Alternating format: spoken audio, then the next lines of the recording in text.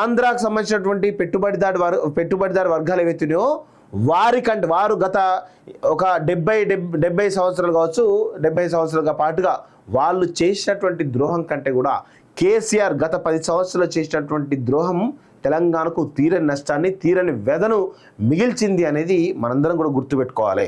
ఇటు కాళేశ్వరం స్కామ్ కానీ, ధరణి స్కామ్ కానీ, దళిత బంధు స్కామ్ కానీ, మిషన్ భగీరథ స్కామ్ కానీ, ఇలా చెప్పుకుంటూ పోతే చాలా రకాల స్కామ్స్ని కేవలం తన కుటుంబ ఆర్థిక రాజకీయ ప్రయోజనాల కోసం తప్ప తెలంగాణ ప్రజల ప్రయోజనాల కోసం కావచ్చు, తెలంగాణ ప్రజలకు సంబంధించినటువంటి తెలంగాణ సమాజాన్ని బాగు చేయాలన్నటువంటి ఒక ఏదీ లేనటువంటి వ్యక్తి కేసీఆర్ అనేటువంటి విషయాన్ని గుర్తుపెట్టుకోవాలి. అందుకే తెలంగాణ వచ్చిన తర్వాత తెలంగాణలో ఒక సమూలమైనటువంటి మార్పులు తీసుకురావడానికి ఒక అవకాశం ఉండే కేసీఆర్కి.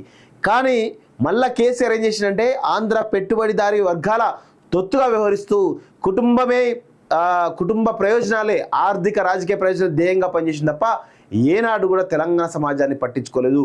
ఏ ఒక్క స్కీమ్ అన్నా పర్ఫెక్ట్గా ఇంప్లిమెంట్ అయిందా? ఏ ఒక్క స్కీమ్ అన్నా పర్ఫెక్ట్గా ఈరోజు ప్రజలకు యూజ్ అయిందా? ఈరోజు రైతు బంధు పేరిట ధరణి అనేటువంటి లక్షల కోట్ల రూపాయల ధరణిని పెద్ద ఎత్తున కొల్లగొట్టిండు కేసీఆర్. మిషన్ భగీరథ పేరిట 20,000 కోట్లు కొల్లగొట్టిండు.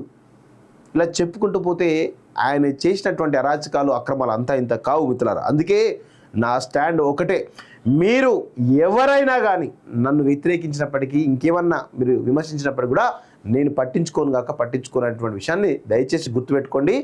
నేను ఈ తెలంగాణ రాష్ట్రానికి పట్టినటువంటి చీడ ఏదైతే ఉందో కేసీఆర్ని ఈ తెలంగాణ నుంచి, కేసీఆర్ కుటుంబాన్ని తెలంగాణ నుంచి విముక్తి కల్పించడమే నా యొక్క లక్ష్యం అని చెప్పేసి మరొక మారు నేను స్పష్టం చేస్తా ఉన్నాను మిత్రులారా.